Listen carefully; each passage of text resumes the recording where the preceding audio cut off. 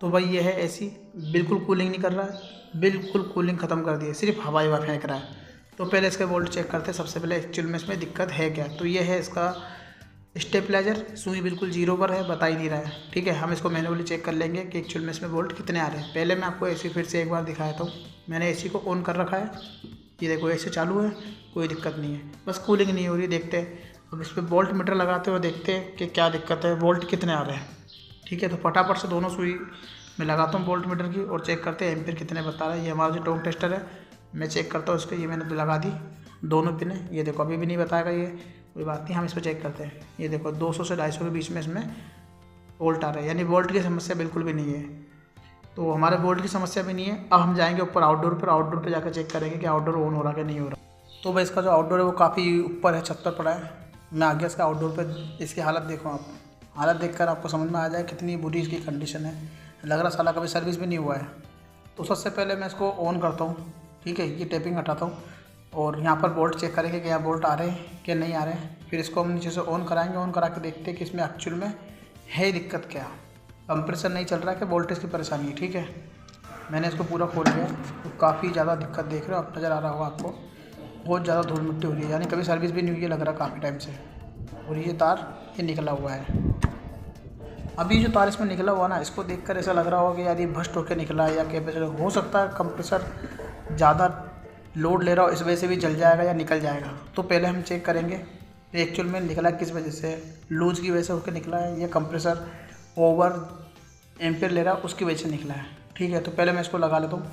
लगाने के बाद ये देखो मैंने टैपिंग वैपिंग कर लिया अच्छी तरीके से, बढ़िया टैपिंग कर दी। अब मैं इसको लगाकर चलाकर चेक करते हैं, चलाकर चेक करते हैं, देखते क्या कंडीशन है। अगर इससे सॉल्व हो जाती है तो बहुत बढ़िया है, नहीं होगा फिर देखते हैं। ठीक है, तो मैंने इसको ऑन करवा दिया है।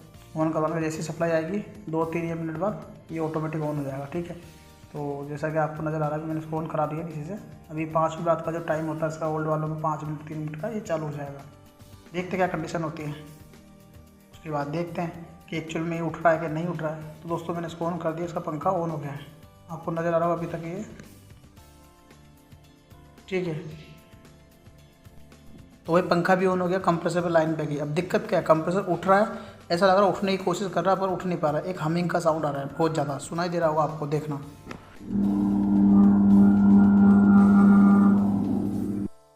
तो भाई जिस कंडीशन में ये भी हमिंग करा ना, इसको देख के तो ये कंफर्म हो गया कि हाँ इसका कंप्रेसर ही ख़राब है। क्योंकि अगर कंप्रेसर सही होता और कैपेसिटर ख़राब होता तो ये एम्पेयर बढ़ते, जैसे कंप्रेसर उठता है एम्पेयर बढ़ते और ये वापस शांत हो जाता, चुपचाप बैठ जाता, स्टार्ट नहीं होता। ठीक है, लेकिन यहाँ पे हमिंग का साउंड कर रहा है। तो हमिंग का साउंड जब भी करेगा जब ऐसा कैपेसिटर तो सही है लेकिन मोटर में कोई दिक्कत है अंदर कंप्रेसर की, तो हो सकता है कंप्रेसर जो है इसका ख़राब है और इसी वजह से हमिंग कर रहा है। लेकिन फिर भी कोई दिक्कत नहीं है, मैं इसमें कैपेसिटर ला के आपको चेक करके ज़रूर दिखाऊंगा, क्योंकि मैं तो कंफर्म श्योर हूँ कि इसका कंप्रेसर ही ख़राब है। ठीक है, तो मैं कैपेसिटर चेंज करके फिर आपको चला कर दिखाऊँगा उसको। ठीक है, तो फटाफट से मैं इसको खोल लेता हूँ। खोल के इसका जो कैपेसिटर है ना वो हम चेंज करेंगे, फिर चला के देखते हैं।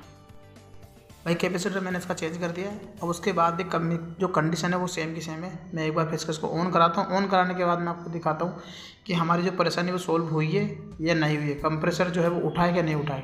ठीक है, कनेक्शन कैसे होते हैं वो मैं आपको अगले वीडियो में ज़रूर बताऊँगा।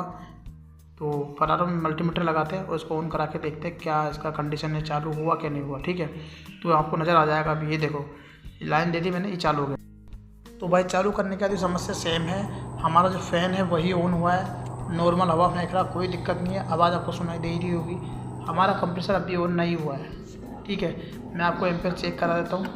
अब कंडीशन ये है कि इसका जो कंप्रेसर है ना उसकी एक बार हम अंदर से जो वायरिंग है वो चेक कर लेते हैं। कई बार क्या है थिम्बल के ऐसे तार शॉर्ट हो जाते हैं, जल जाते हैं, तब भी दिक्कत देगा। तो फटाफट से इसके जो ताम तिपड़े ना वो भी मैं खोल लेता हूँ। खोल कर अंदर चेक करते हैं कि कंप्रेसर के ऊपर से कोई तार तो जल नहीं गया है या शॉर्ट तो नहीं हो गया है। उसके बाद मैं बताता हूँ कि एक्चुअल में इसमें अगर ख़राब हुआ तो हम चेंज करेंगे, नहीं तो फिर देखेंगे। तो भाई इसमें गया है पानी काफ़ी ज़्यादा। मैं फ़िलहाल साफ करके इसको लगा कर चेक करूँगा, लेकिन मुझे पूरा यकीन है पानी गया होगा और इसलिए शॉर्ट हो गया होगा। लगा कर देख लेते, चल गया तो बहुत बढ़िया, नहीं तो कुछ नहीं कह सकते। मैं एक बार फटाफट से घिसा ऐसा करके कैपेसिटर लगा कर देख लेता हूँ। तो मैंने पिन वगैरह साफ करके लगाता हूँ। ठीक है, तो ये मैंने कंप्लीट कर दिया है। ठीक है, कंप्लीट करने के बाद जो भी कैपेसिटर वगैरह वायरिंग थी सब कंप्लीट कर दी मैंने। अब देखते हैं, स्टार्ट करा के 5 मिनट बाद ये ऑन होगा, फिर देखते हैं क्या रिजल्ट है। काफ़ी तेज़ धूप है यार, बहुत ज़्यादा धूप है अभी।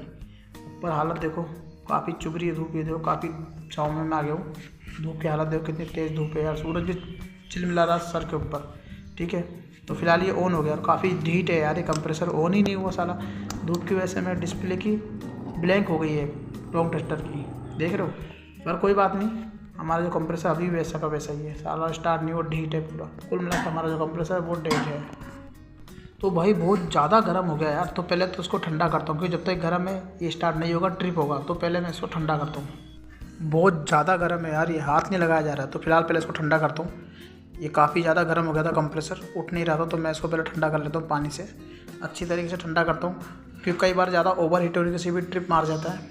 काफ़ी ज़्यादा गर्म है ये, हाथ भी नहीं लगाया जा रहा है। और आपको देखना भी ध्यान से नज़र आएगा थोड़ा बहुत, ये धूप है, धुआं नज़र आएगा हल्का हल्का, दिख रहा है कितना धुआं निकल रहा है, देखो बहुत ही ज़्यादा गर्म है। कभी भी आप ऐसा काम करो, ओवर हीट हो कंप्रेसर ठंडा कर रहे हो, पानी डाल रहे हो, तो कोशिश करना लाइन के तार है वो हटा दो, क्योंकि करंट लग सकता है। तो मैंने लाइन के जो तार है वो हटा दिए और मैं काफ़ी इसको पानी से अच्छी तरह ठंडा करने की कोशिश करता हूँ। बहुत ज़्यादा गर्म है यार, एक तो धूप बहुत तेज़ है, ऊपर से काफ़ी गर्म हो रहा है। तो इसको ठंडा कर लेते हैं, क्योंकि जब तक ठंडा नहीं होगा, ऑन नहीं होगा, ट्रिप मार जाएगा बार बार। ठंडा करने के बाद ये दो धुआं देख रहे हैं आप, बहुत ज़्यादा धुआं निकल रहा है, देखो कितना ज़्यादा गर्म है। ठंडा होने के बाद फिर से चला के देखेंगे, चल गया तो बहुत बढ़िया बात है, नहीं चला तो कंप्रेसर डेड है, फिर तो चेंज ही होगा, कोई रास्ता नहीं है उसका। फिलहाल तो जिस हिसाब से धुआं निकल रहा है बहुत ज़्यादा गर्म है, हाथ भी लगाया नहीं जा रहा है, काफ़ी ज़्यादा गर्म है। देखते हैं क्या होता है। तो भाई आधा पौन घंटा मैंने पानी से उसको ठंडा कर लिया। ठंडा करने के बाद मैं इसको चालू करता हूँ, वो फिर से वही साउंड आएगी, देखना ये ऑन हुआ, आ रही ना, फिर से वही साउंड आ रही है। पंखा हमारा ऑन हो गया, कंप्रेसर स्टार्ट नहीं हो रहा है, तो इससे फाइनल हो गया हमारा जो कंप्रेसर वो डेड है, हमें चेंज ही करना पड़ेगा। तो यही कन्फ्यूज़न हमारे बीच में सबसे ज़्यादा रहता है कि यार इसको चेक कैसे करें वगैरह वगैरह। एक तरीका और बताता हूँ, कंप्रेसर अगर हमारा सही है और कैपेसिटर ख़राब है, तो आप ध्यान रखना जब भी आप ऑन करोगे ना, तो कंप्रेसर के एम्पीयर बढ़ेंगे, उसके बाद शांत हो जाएंगे, बिल्कुल साइलेंट हो जाएगा कंप्रेसर, कोई आवाज़ नहीं करेगा। फिर जैसी लाइट आएगी, सप्लाई मिलेगी, कंप्रेसर के एम्पीयर बढ़ेंगे, फिर नॉर्मल हो जाएगा। तो ये है कैपेसिटर ख़राब होने की पहचान, इसमें हमारा कंप्रेसर बिल्कुल सही होता है। तो अगर कंप्रेसर ऐसे हमिंग करे तो आप समझ जाओ कंप्रेसर ख़राब है। बहुत रेयर केस में ऐसा होगा कि हमिंग करने पर ये कैपेसिटर भी ख़राब होता है, पर ज़्यादातर केस जो होते हैं उसमें यही है कि अगर हमिंग कर रहा हो, एम्पेयर नहीं बढ़ रहे हैं, कोई रिस्पॉन्स नहीं एम्पेयर की तरफ से, तो समझ जाओ आपके एम्पेयर बढ़ घट नहीं रहे और कंप्रेसर हमिंग कर रहा है, इसका मतलब कंप्रेसर हमारा पूरी तरह डेड है। कोई इलाज नहीं है, हमको चेंज ही करना पड़ेगा, उसमें कैपेसिटर का कोई लेना देना नहीं है।